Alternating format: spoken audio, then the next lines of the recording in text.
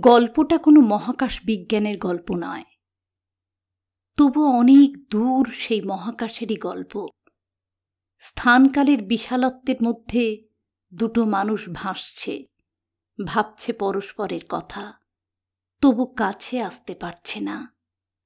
এটা যেন ঠিক সেই চেনা পৃথিবীর গল্প নয়।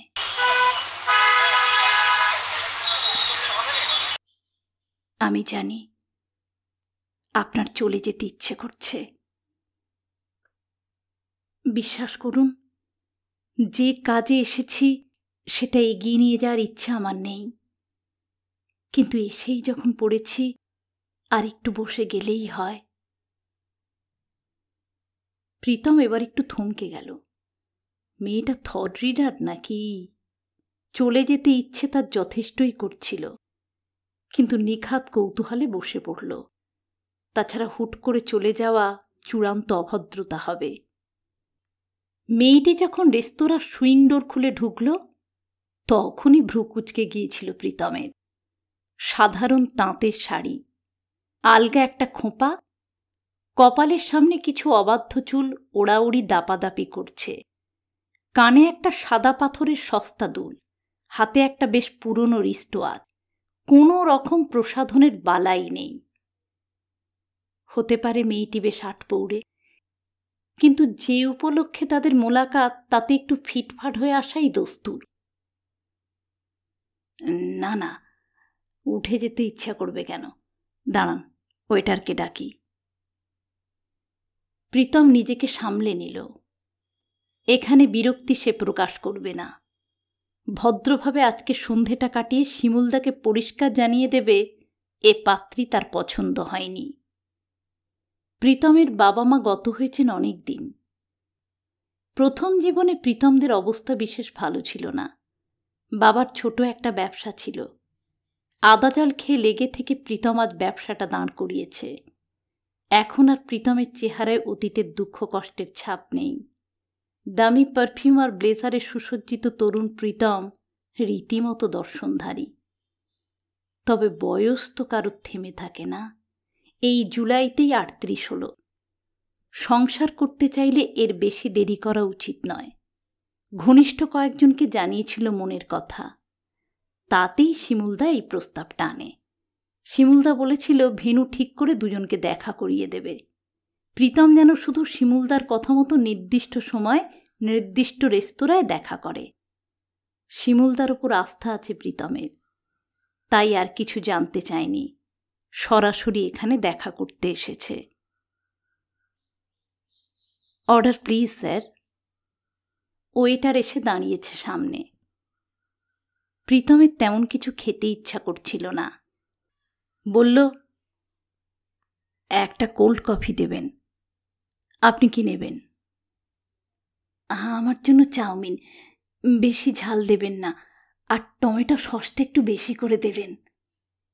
মেয়েটির অর্ডার দেওয়ার ভঙ্গিটাও প্রীতমের পছন্দ হলো না, যেন পাড়ার ফুড স্টলে অর্ডার দিচ্ছে। এত পশ রেস্তোরাঁয় কেউ এভাবে কথা বলে? আর টক ঝাল যে যার ইচ্ছে মতো মিশিয়ে নিতে পারে, সেটাও কি মেয়েটা জানে না? ওয়েটার বিনীতভাবে জিজ্ঞাসা করল, হাক্কা না গ্রেভি ম্যাম? হাক্কা। মেয়েটি এবার প্রীতমের দিকে ফিরল। আমাদের তো সেভাবে আলাপ পরিচয় কিছুই হলো না। প্রীতম একটু হাসল। বলুন, কি জানতে চান? আমি প্রীতম বর্মন। বজবজে আমার একটা রড আয়রনের ফ্যাক্টরি আছে।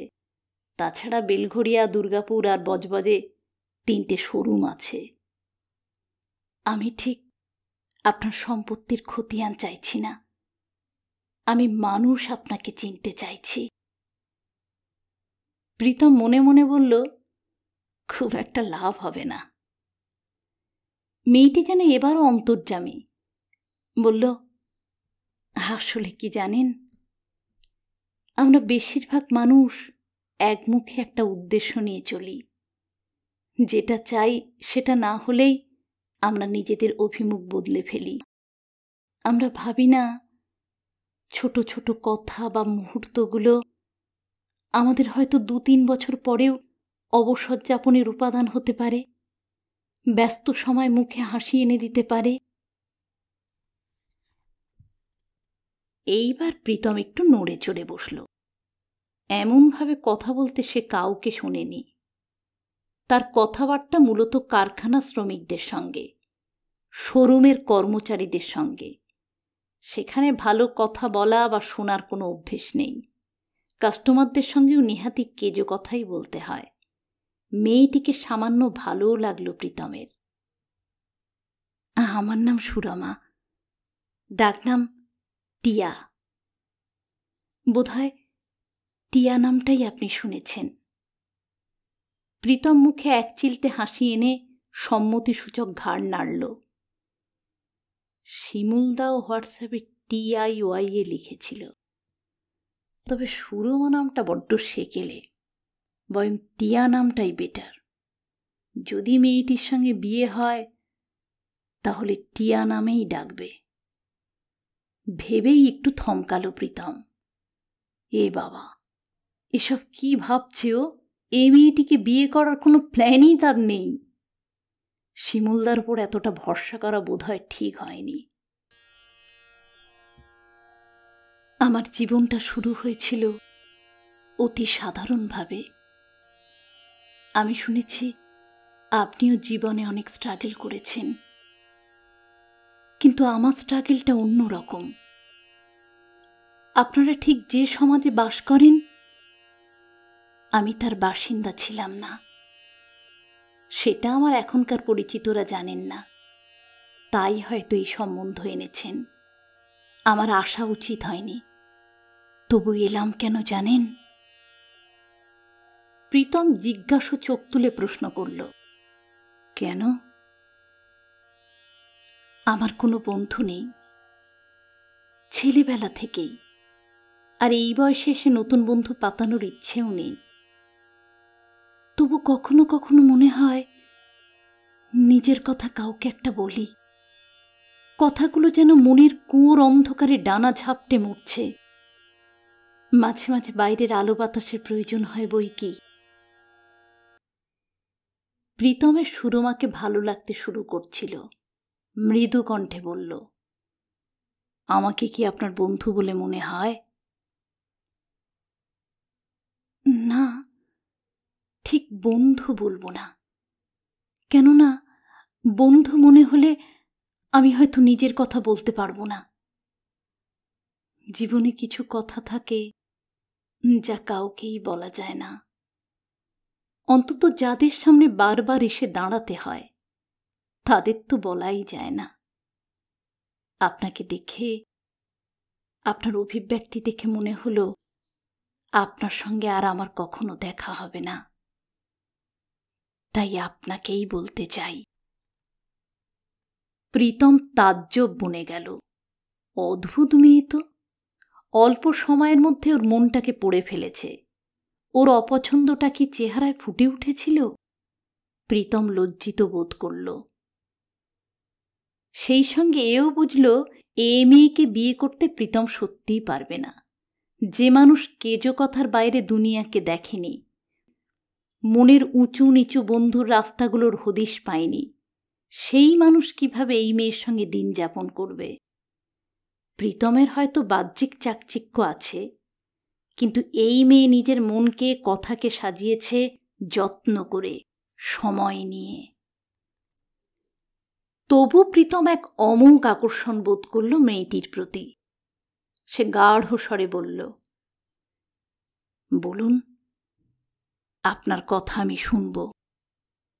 নিজের কণ্ঠস্বরের গাঢ়তায় নিজেই অবাক হল প্রীতম। ব্ল্যাক হোল নিশ্চয়ই জানেন, মানে ইন্টারস্টেলার, কি যেন নাম ছিল, গার্গেন্টুয়া। মুচকি হাসল সুরমা। না না, আমি কোনো সিনেমার কথা বলছি না, বলছি আমার জীবনের কথা। যতবার বেরোনোর চেষ্টা করেছি ততবার আমাকে আঁধারে টেনে নিয়েছে। ব্ল্যাক হোল যেভাবে টানে, সমস্ত আলোকে শুষে নেয়, আমার সব আলো অন্ধকারে কালিতে ডুবে গেছে। আমি খুব দরিদ্র পরিবারের মেয়ে। সেই পরিবারে আর্থিক দারিদ্র্য কেবল নয়, মানসিক, সামাজিক, পারস্পরিক সব ক্ষেত্রে। আমার জন্ম নোয়াপাড়া বস্তিতে।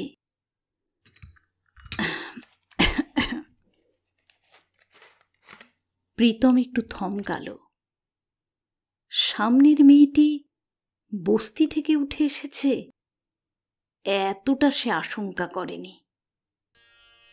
একদম ঝুপড়ি যাকে বলে, শুধু বস্তি বললেও কম বলা হবে। বর্ষা বাদলে একটা পলিথিনের শীট জড়িয়ে আমরা ভিজতাম, আমার মা আর আমি, পরে আমার বোন। আমার একটা বাবাও ছিল, তিনি নেশা করে বেড়াতেন। মাঝে মাঝে আসতেন, মায়ের ওপরে হামলে পড়তে, টাকা পয়সা চুরি করতে, মাকে আর আমাকে বেধড়ক পেটাতে। যাই হোক, যখন আমার 4.5 বছর বয়স, আমার একটা বোন হলো, টুকটুকে ফর্সা, পরীর মতো। আমার মতো হাড় গিলে পোড়া কাঠ নয়। বস্তিবাসীরা সমস্বরে বলল, এ মেয়ে তো খুব সুন্দর হয়েছে, আগেরটার মতো নয়। শুনে মায়ের গর্বে বুক ফুলে উঠত।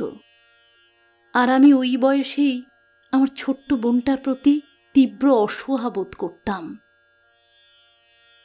আমার বাবা ওদিকে হুজ্জুতির পরিমাণ বাড়িয়ে দিল, কারণ বাবার মনে সন্দেহ জেগেছিল এই ফুটফুটে মেয়েটা বাবার কিছুতেই হতে পারে না।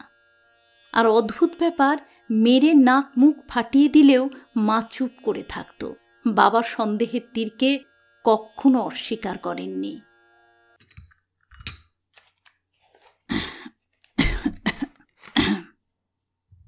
প্রীতম অস্বস্তি বোধ করছিল। তার জীবনেও অভাব ছিল, কিন্তু জীবনের এই ক্লেদ মলিন ছবি সে দেখেনি। এরপর একটা ঘটনা ঘটল। একদিন সুবেশ সুন্দর এক দম্পতি হাজির হলো আমাদের কাছে। না, আমাদের বস্তিতে নয়, বিবেকানন্দ পার্কে। ওখানে বিকেলবেলা আমরা খেলতাম। গোটা পার্ক দাপিয়ে বেড়াতো ভালো ভালো জামা কাপড় পরা বাচ্চারা, যাদের বাবা মায়েরা আমাদের দেখত বিরক্ত চোখে। সেদিন একটু বৃষ্টি বাদল হওয়ায় সেই সব বাচ্চারা আসেনি, শুধু আমরাই খেলছিলাম। সাধারণত বস্তিবাসী মহিলাদের সময় থাকে না পার্কে বসার, কিন্তু আমার মা আসত, কোলে বুচি মানে আমার ছোট বোনকে নিয়ে। তখনও পর্যন্ত মা কি কাজ করে আমি জানতাম না, কিন্তু মায়ের হাতে সময় থাকতো অনেক, আর আমাদের অভাবও থাকতো অনেক। সেই বয়সেই অনাহারে থাকা আমার অভ্যেস হয়ে গিয়েছিল। যাই হোক, সেই দম্পতি মায়ের সঙ্গে কথা বলছিল। দৃশ্যটা আমার আজও মনে আছে। মা আঙুল দেখিয়ে আমার দিক নির্দেশ করল।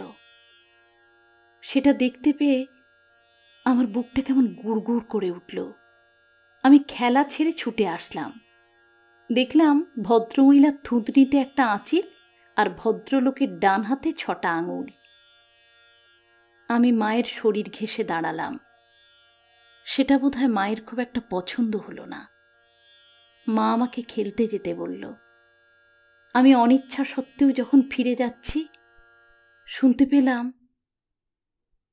ছোটটাকে দেব না, নিলে বড়টাকে নিন। আমি সহসা চমকে গেলাম আর শুনলাম পুরুষ কণ্ঠ বলছে, না, আমরা অত বড় মেয়েকে নেব না, তাছাড়া ছোটটাকেই আমাদের পছন্দ। মা হন হন করে এগিয়ে এসে আমাকে টানতে টানতে বাড়ি নিয়ে চলল। ব্যাপারটা বোঝার জন্য অনেক প্রশ্ন করেও মার কাছে কোনো উত্তর পাইনি। অনেকদিন পর ভোরবেলা ঘুম ভেঙে উঠে দেখি আমার পাশে মা বা বুচি কেউ নেই।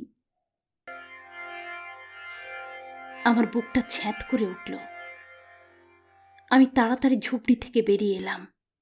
দেখলাম গলির মাথায় মা সেই ভদ্রলোক ভদ্রমহিলার সঙ্গে কথা বলছে। মায়ের কোলে বুঝি। আমার শরীরটা মোচড় দিয়ে একটা কান্না উঠে আসছিল। আমার খুব ইচ্ছে করছিল চিৎকার করে কাঁদতে কাঁদতে ছুটে যাই, কিন্তু পারছিলাম না। আমার পা দুটো কেউ আটকে রেখেছিল মাটিতে। খানিক বাদে মা ফিরে এলো। আমাকে ওভাবে দেখে মা আমাকে খুব আদর করল, মাথায় হাত বুলিয়ে দিল। মা আমাদের খুব একটা আদর করতেন না, সেই আদরটা খুব ভালো লাগলো। আমি জানতাম মা আমাকে সত্যিটা কিছুতেই বলবে না, তাই আমি প্রশ্ন করিনি। কিন্তু একটা অজানা আশঙ্কায় আমার বুক ঢিপ ঢিপ করছিল। তবু মায়ের আদরটা খুব ভালো লাগছিল। এরপর বেশ কিছুদিন কেটে গেছে, প্রায় মাসখানেক হবে। ওই বয়সে সময়ের হিসাব তেমন ছিল না, তবু মনে হয়। একদিন সকালে দেখি বুচি নেই, মা নির্বিকার। ভেবেছিলাম আশপাশের কেউ নিয়ে গেছে আদর করার জন্য। সময় এগোতে লাগলো, কিন্তু বুচি ফিরে এলো না। মাকে জিজ্ঞাসা করলাম বারে বারে। মা বলল, আছে, একটু পরেই ফিরে আসবে। সেই বুচি আর ফিরল না। পরদিন মাকে নিয়ে তুলকালাম বস্তিতে। সারা বস্তির মেয়ে পুরুষ জড়ো হয়েছে। সকলে মাকে বুচি সম্বন্ধে অনেক কথা জিজ্ঞাসা করছে। মা চুপ করে আছে, মাঝে মাঝে মৃদু স্বরে বলছে, হারিয়ে গেছে, হারিয়ে গেছে। কেউ কেউ থানায় যাওয়ার কথা বলল, মা কিন্তু নড়ল না। কোথা থেকে খবর পেয়ে বাবা ছুটে এলো, এসেই মাকে বেধড়ক মারতে লাগলো আর নিজে হাউ হাউ করে কাঁদতে লাগলো। যে বুচিকে বাবা দু চক্ষে দেখতে পারত না, সেই বাবার কান্না দেখে আমি অবাক হয়ে গেলাম।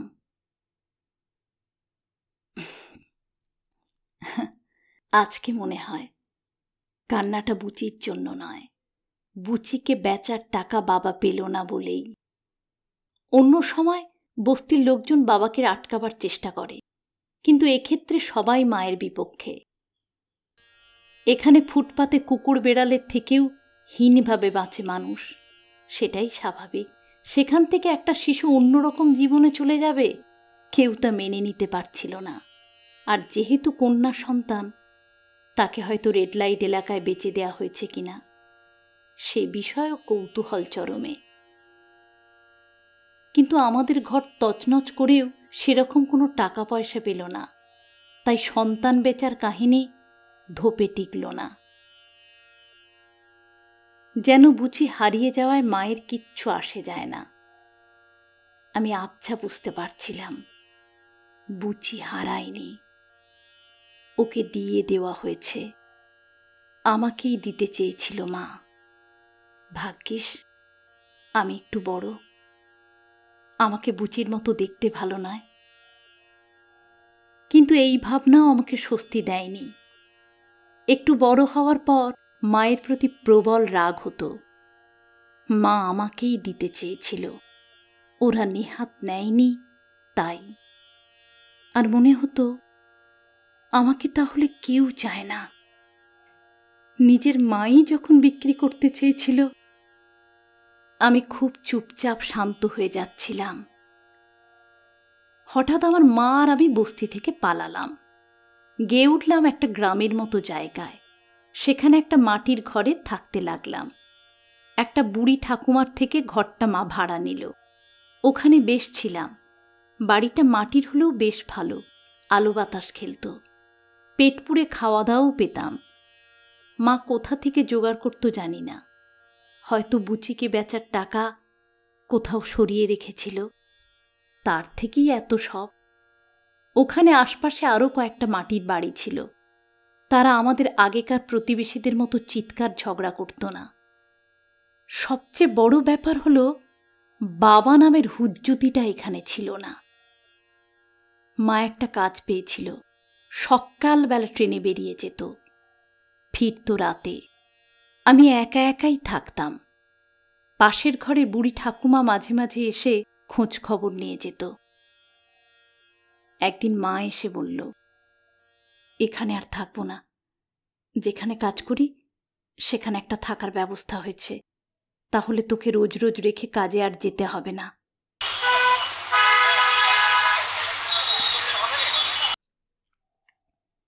মা একটা বৃদ্ধাশ্রমে কাজ করত।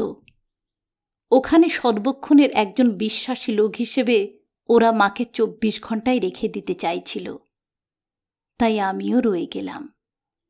সেখানেই আমার জীবনের একটা স্মরণীয় বাঁক এলো। আমার মতো 10 বছরের ধাড়ি মেয়ের অক্ষর জ্ঞানও হয়নি দেখে ওখানকার দাদু দিদারা আমাকে পড়াতে শুরু করলেন। কিছুদিন বাদে স্কুলেও ভর্তি করে দিলেন। আর কিভাবে যেন আমার মাথায় ঢুকে গিয়েছিল, পড়াশোনা করলেই জীবনে যেটা চাওয়া যায় সেটা পাওয়া যায়। এখন বুঝি এটা অবশ্য সত্যি নয়। জীবনের চাওয়া বস্তুগুলো কোনোভাবেই পাওয়া যায় না। সে যাই হোক, তাঁরা আর বেঁচে নেই, কিন্তু আমার জীবনটাকে ভদ্রস্ত করে দিয়ে গেছে তাঁরা। তাঁদের শিক্ষা। পড়াশোনাটাকে আঁকড়ে ধরেছিলাম।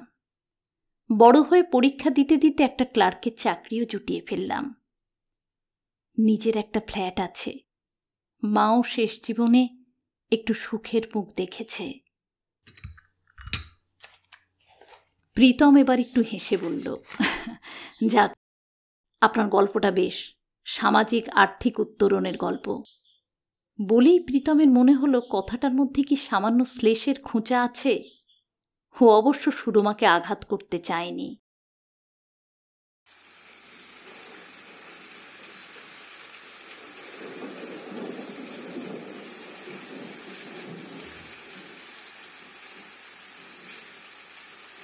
একটা দীর্ঘশ্বাস ফেলে সুরমা বলল, না, এটা উত্তরণের গল্প নয়, আর গল্পটা এখানে শেষও নয়। এরপর একটা শুরু আছে। তা সেই শুরুটা কি জানতে পারি? গল্পটা বেশ চমকপ্রদ মনে হচ্ছে।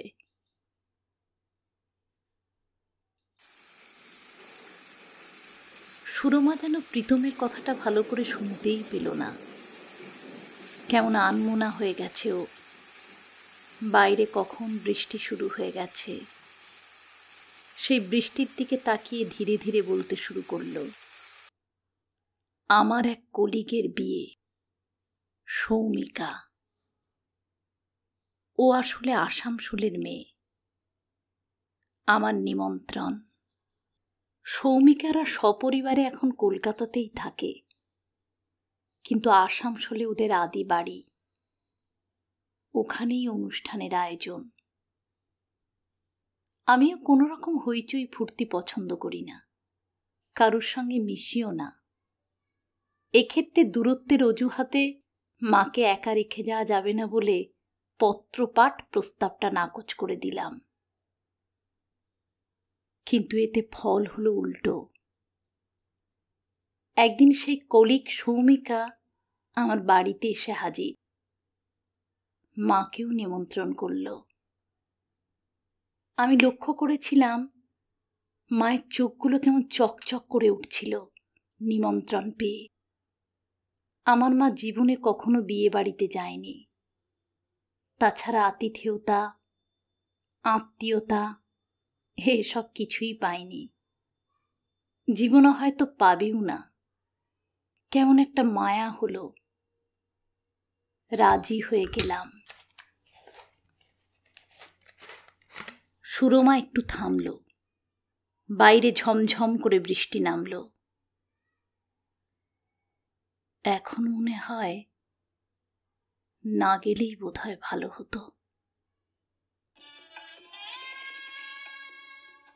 সেই বিয়ে বাড়িতেই দেখে ফেললাম এক মাঝবয়সী দম্পতি আর তাদের ফুটফুটে সদ্য তরুণী কন্যাকে। ভদ্রমহিলার থুতনিতে আঁচিল আর ভদ্রলোকের ডান হাতে 6টা আঙুল। এটুকুই আমার মনে ছিল। না হলে বোধহয় ওদের চিনতেই পারতাম না। মেয়েটিকে দেখে মুগ্ধ হয়ে গেলাম। কি সুন্দর, যেন পরী। আর কথা বলছিল ঠোঁটের কোণায় মৃদু হাসি চেপে রেখে। কি আত্মবিশ্বাস! নিজের সম্বন্ধে যেন সবটুকু জানে এই মেয়ে। চারপাশে মুগ্ধ পুরুষদের ইতাউতি আসা যাওয়া, চারপাশে সুন্দর সুবেশ শিক্ষিত বাবা মা। মনে হলো এই তো জীবন, এরকম তো আমারও হতে পারত। আমি তো কোথাও কিছু শিখিনি, যেটুকু লেখাপড়া শিখেছি, চাকরি বাকরি করছি, সব বৃথা বলে মনে হলো। নিজেকে একটা গোটা মানুষ ভাবার শিক্ষা তো কেউ কখনো দেয়নি, তাই কারোর সঙ্গে মিশতে পারি না, গুটিয়ে থাকি। না আমার বস্তি জীবনে ফেরার ক্ষমতা আছে, না আছে রুচিশীল সমাজের একজন হবার। আর বুঝি, আহা কি মেয়ে, যেন পরী আকাশ থেকে নেমে এসেছে। আমার সহোদরা, একই মায়ের গর্ভ থেকে আমরা পৃথিবীর আলো দেখেছি। আমি একবার আর চোখে মায়ের দিকে তাকালাম। স্টার্টার খেয়ে পেট ভরিয়ে ফেলেছে, এখন একটা চেয়ারে বসে ঝিমোচ্ছে। মাঘে দেখে আমার প্রবল বৃতৃষ্ণা জন্মালো। এক ফাঁকে সৌমিকাকে জিজ্ঞাসা করলাম, ওই মেয়েটি কে হয়? সৌমিকা খুব একটা আগ্রহ দেখালো না। উত্তর দিল, আত্মীয় কেউ নয়, গলির মোড়ে যে বিশাল সাদা বাড়িটা, ওটা ওদের। প্রতিবেশী বলতে পারো। অনুষ্ঠানের শেষে বাড়ি ফিরে এলাম, কিন্তু মন থেকে কিছুতেই মুছে ফেলতে পারলাম না। কেমন একটা অদৃশ্য টান আমাকে টানতে লাগলো। দুম করে অফিসে কিছুদিন ছুটি নিয়ে নিলাম। আমি সাধারণত ছুটি নিই না, তাই অনেক ছুটি জমে আছে। ওদের বাড়ি খুঁজে পেতে বেশি বেগ পেতে হলো না। প্রথম দিন আবেগের বশে ছুটে গিয়েছিলাম, কিন্তু বাড়ির গেটের কাছে গিয়ে থমকে দাঁড়ালাম। কি বলবো, কি পরিচয় দেখা করব? বাড়িটার উল্টো দিকে একটা চায়ের দোকান আছে, সেখানে বসে রইলাম অনেকক্ষণ। দেখলাম একটা সাদা গাড়িতে চেপে ভদ্রলোক বেরিয়ে গেলেন। খানিক বাদে স্কুটি চেপে বুচি। পরদিন আবার গেলাম। যেন একটা নেশা চেপে গেল। একজন তরুণী ঘন্টার পর ঘন্টা চায়ের দোকানে বসে থাকবে, এটা সাধারণত দেখা যায় না। বুঝতে পারতাম যারা ওই দোকানে আসে আমাকে নিয়ে আলোচনা করে, তবে 2-4 বয়স্ক মানুষ ছাড়া আর কেউ তেমন চায়ের দোকানে বসতো না। আর দোকানি রতনদা খুব সহজ ব্যবহার করতেন, কোনো কৌতূহল প্রদর্শন করতেন না। তাই আমি বসে মোবাইলে খুটখাট করি, কিন্তু মনোযোগ দিয়ে কিচ্ছু দেখি না। আর চোখে তাকিয়ে থাকি সাদা বাড়িটার দিকে। দেখি বুচি বারান্দায় দাঁড়িয়ে কারোর সঙ্গে ফোনে কথা বলতে বলতে হেসে গড়িয়ে পড়ছে। বারান্দার টবের গাছে জল দিচ্ছে। বুচি টুকটাক বেরোয়, টুকটাক দোকানপাট করে। রতনদার দোকান থেকে বিস্কুট কিনে পথ কুকুরদের খাওয়ায়। সকালের দিকে জগিং করে। আমি পিছু নিতাম, দেখতাম একটা পার্কে ঢুকে গেল। আমিও গিয়ে বসতাম। খুব ইচ্ছে হতো কথা বলি, পারতাম না। কি বলবো ভাবতাম। ওই কয়েকদিন আমি অন্যরকম হয়ে গিয়েছিলাম। আমি অকারণে হেসে ফেলতাম। খুব সাজগোজ করতে ইচ্ছে হতো, করতামও। ঘর সাজাতাম। একদিন একা একা একটা সিনেমা দেখে এলাম, জীবনে প্রথমবার। আসলে বুচিকে দেখে আমার মনে হতো জীবন কত হালকা, নির্ভার, পাখির পালকের মতো হাওয়া স্রোতে ভেসে যাওয়া। আমার সহদরাও যেন আমারই একটা অংশ। ও যদি পারে, আমি পারবো না কেন? ওর জীবন আর আমার জীবন কি খুব একটা তফাৎ আছে? একটু এদিক ওদিক হলেই তো পাল্টে যেত। ও আর আমি এক সুতোয় বোনা, বাড়ি ফিরে এসে ওর কথা ভাবতাম সারাক্ষণ। ওকে দেখে দেখে আমি সাজতে শিখলাম, নিজেকে নির্ভার করতে শিখলাম, আনন্দ অনুষ্ঠানে যেতাম, অফিসে ছোটখাটো মজার ঘটনায় হেসে গড়িয়ে পড়তাম। ও যেন আমার এক বুক অক্সিজেন। এইভাবে বেশ কয়েক মাস চলে গেল। আবার ওকে দেখতে খুব ইচ্ছে করল। আবার কিছুদিন ছুটি নিলাম। আবার রতনদার দোকান, আবার চুপি চুপি ওই সাদা বাড়িটার দিকে নজর রাখা। একদিন রতনদার দোকান থেকে বেরিয়ে বুচির পিছু নেব। ওকে কিছু বলতেই যাচ্ছিলাম, ভাবলাম কথা শুরু হোক। ডাকলাম, এই মেয়ে, শুনছ? ওর ওখানকার নাম তো আমি জানি না, তাই এইভাবে বোকা বোকা করে ডেকে ফেললাম। চকিতে ফিরল আমার দিকে, খুব রূঢ়ভাবে বলল, এই যে, বলুন তো আপনি কে? প্রায়ই দেখি আমাকে ফলো করেন, মাঝে কিছুদিন ছিলেন না, আবার এসে জুটেছেন, কি মতলব? আমি বেজায় থতমত খাচ্ছি, কারণ আমার কল্পনায় ও খুব মিষ্টি হেসে আমার দিকে আলাপ করতে এগিয়ে আসবে। আমি কি উত্তর দিয়েছিলাম মনে নেই। ও বলে উঠল, এই সব পাবলিককে আমি খুব চিনি, আমার সঙ্গে চালাকি নয়, এমন হাল করব নিজেকে চিনতেও পারবে না, কুত্তি। তোকে এখান থেকে গায়েব করে দিলেও কেউ টের পাবে না, বুঝলি?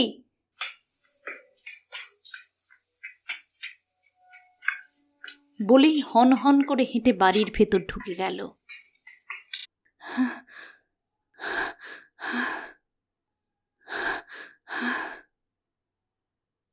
আমি তখন থরথর করে কাঁপছি। এই ব্যবহার আমার কাছে একেবারেই অপ্রত্যাশিত। ওরকম একটা মিষ্টি মেয়ে এইভাবে থ্রেট দিচ্ছে। ও তো জানতেই চাইল না আমি কে, শুধু একটু কথা বলতে চেয়ে কি অন্যায় করেছি আমি। তাড়াতাড়ি করে রতনদার দোকানেই বসে পড়লাম। সৌভাগ্যবশত রতনদার দোকানে তখন আর কেউ ছিল না।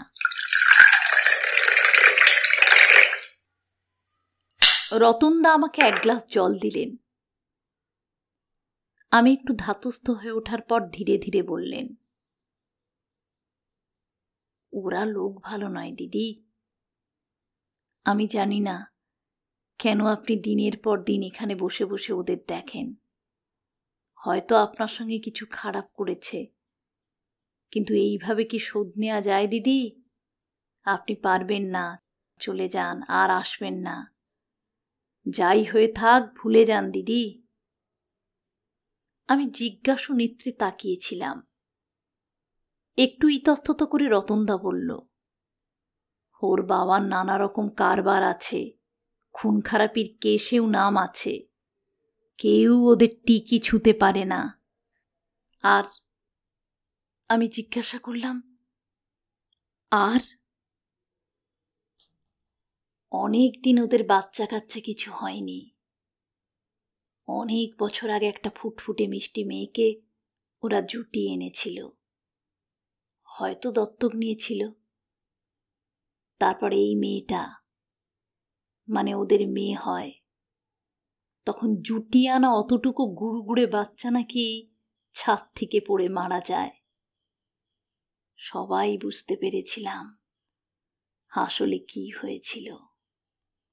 নিজের মেয়ে হওয়ার পর ওই বাচ্চাটাকে আর ওদের দরকার ছিল না, কিন্তু কেউ কিচ্ছু বলতে সাহস করেনি দিদি।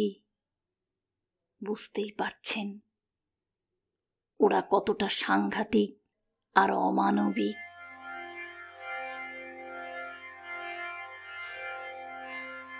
হুড়মুড় করে ভেঙে পড়ল আমার মনের মধ্যে সাজিয়ে রাখা ইমারত।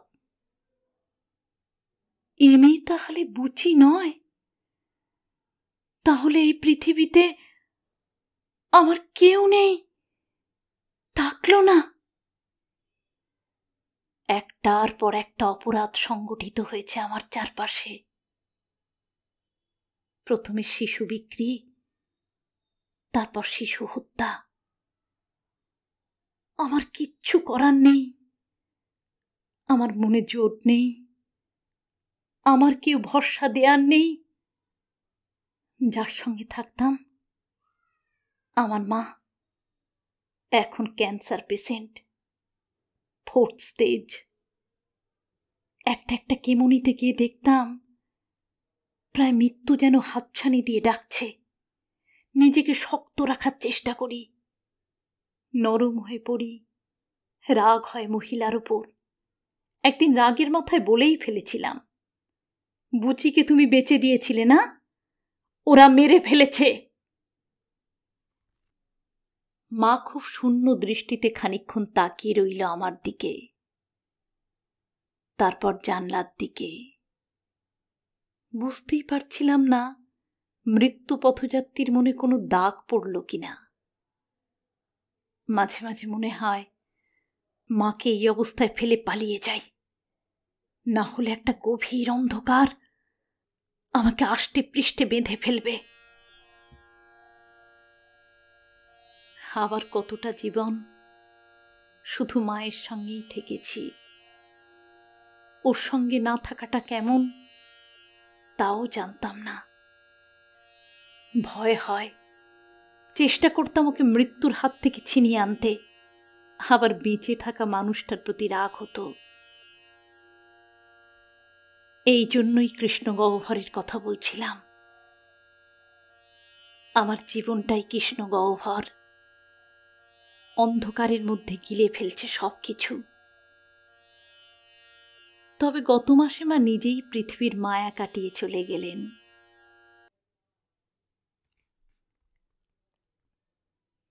প্রীতম বলল, আপনি এভাবে ভাবছেন কেন? আর কৃষ্ণ গহ্বরও তো সাধারণ গহ্বর নয়, অসংখ্য তারার সমষ্টি, আলোর সমষ্টি। সুরমা মিষ্টি হাসল। প্রীতমের ভারী ভালো লাগল।